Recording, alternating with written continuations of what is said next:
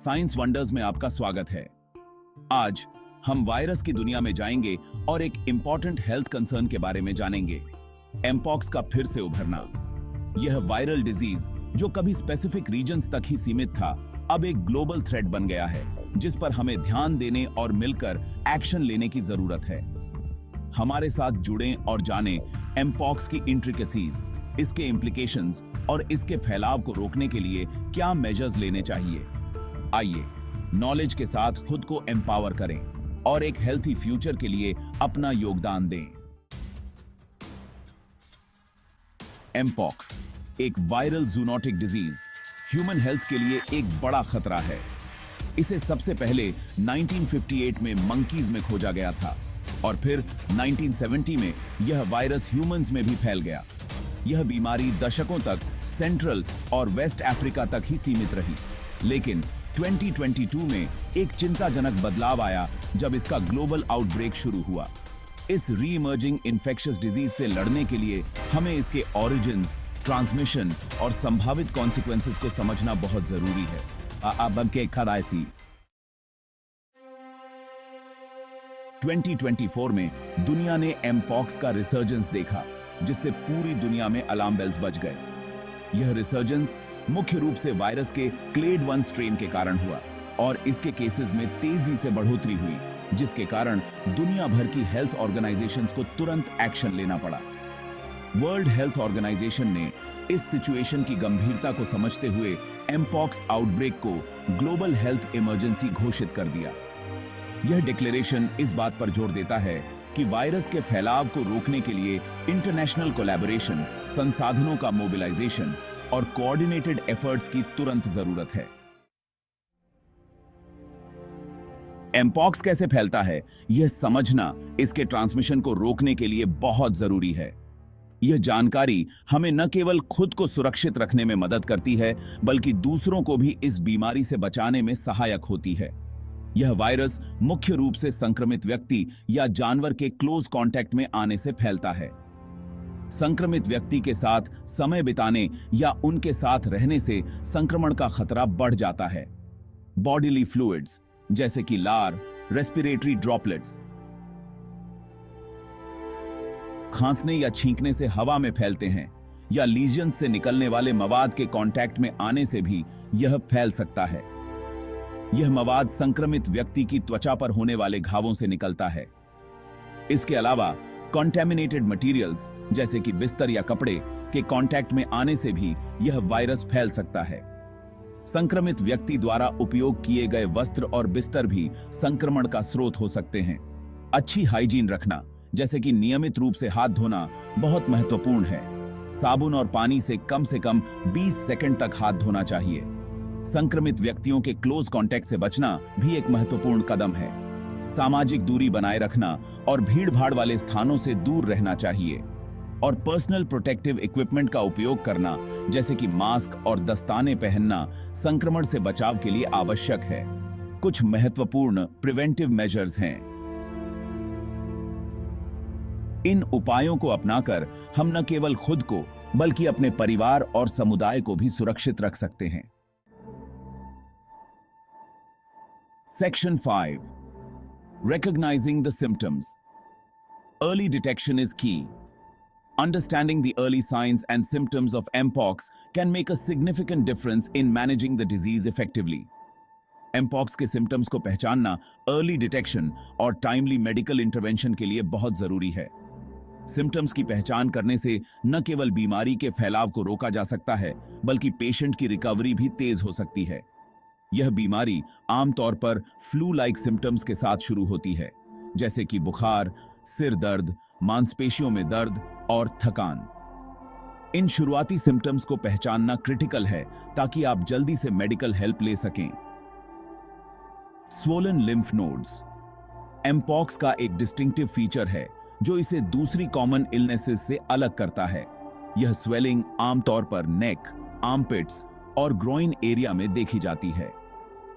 बुखार शुरू होने के कुछ दिन बाद आमतौर पर एक रैश दिखाई देता है, जो फ्लैट रेड बम्प से शुरू होकर फ्लूइड फिल्ड ब्लिस्टर्स में बदल जाता है। यह रैश शरीर के विभिन्न हिस्सों में फैल सकता है। ये ब्लिस्टर्स अंततः क्रस्ट ओवर हो जाते हैं और गिर जाते हैं। यह हीलिंग प्रोसेस कुछ हफ्तों तक चल सकता है और इस दौरान प्रॉपर केयर बहुत महत्वपूर्ण है। अगर आपको ये सिम्टम्स दिखाई देते हैं तो डायग्नोसिस और उचित ट्रीटमेंट के लिए तुरंत मेडिकल अटेंशन लेना बहुत जरूरी है।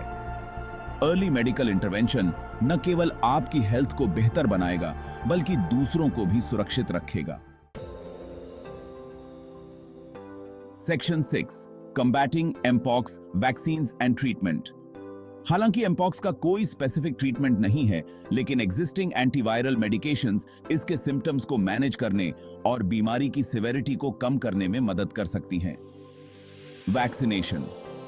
इस वायरल थ्रेट के खिलाफ हमारे पास एक बहुत ही महत्वपूर्ण टूल है। Small pox vaccine mpox virus से काफी मिलता जुलता होने के कारण क्रॉस प्रोटेक्शन प्रदान करता है और एमपॉक्स इन्फेक्शन को रोकने में इफेक्टिव साबित हुआ है। Vaccination efforts public health measures जैसे कि आइसोलेशन और कॉन्टैक्ट ट्रेसिंग के साथ मिलकर आउटब्रेक को कंट्रोल करने और इसके इंपैक्ट को कम करने में महत्वपूर्ण भूमिका निभाते हैं। Section 7 mpox versus covid versus influenza, a comparative analysis. In this section, we will delve into the unique characteristics of each of these viral diseases and understand their potential impacts on public health. Mpox की तुलना दूसरी viral diseases जैसे कि कोविड-19 और influenza से करने पर इसकी यूनिक कैरेक्टरिस्टिक्स समझने और इसके पोटेंशियल इंपैक्ट को जानने में मदद मिलती है। यह एनालिसिस हमें यह समझने में भी मदद करता है कि कैसे अलग-अलग वायरसेस अलग-अलग तरीकों से फैलते हैं और उनके सिम्टम्स कैसे वेरी करते हैं।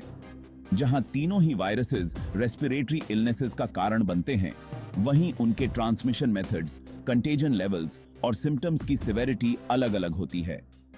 कोविड-19 primarily spreads through airborne particles, making it highly contagious, whereas influenza spreads through droplets and contact with contaminated surfaces.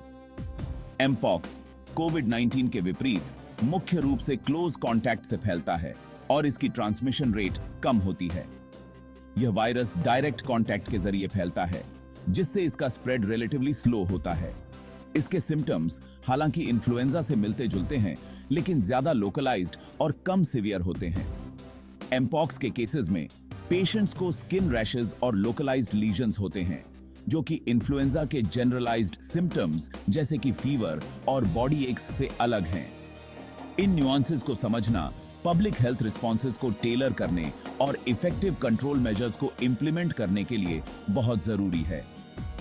सही जानकारी और समझ के साथ हम बेहतर स्ट्रैटेजीज डेवलप कर सकते हैं, जो कि इन डिजीजेस के स्प्रेड को इफेक्टिवली कंट्रोल कर सकें और पब्लिक हेल्थ को सेफगार्ड कर सकें। Section 8 the path forward, global cooperation and preparedness. Mpox का रिसर्जेंस ग्लोबल हेल्थ के इंटरकनेक्टेड नेचर को दर्शाता है और इंटरनेशनल कोलैबोरेशन के महत्व पर प्रकाश डालता है। इंफॉर्मेशन शेयर करना, सर्वेलेंस एफर्ट्स को कोऑर्डिनेट करना और वैक्सीन्स और ट्रीटमेंट्स तक इक्विटेबल एक्सेस सुनिश्चित करना कोऑर्डिनेटेड ग्लोबल रिस्पॉन्स के लिए बहुत जरूरी है। प्रिपेयर्डनेस एमपॉक्स और दूसरी इमर्जिंग इन्फेक्शियस डिजीजेस से प्रभावी ढंग से लड़ने के लिए की है। हेल्थ केयर इंफ्रास्ट्रक्चर को मजबूत बनाना, डायग्नोस्टिक कैपेसिटी का निर्माण करना और रिसर्च एंड डेवलपमेंट में निवेश करना फ्यूचर आउटब्रेक्स के खिलाफ रेजिलियंस बनाने के लिए जरूरी है।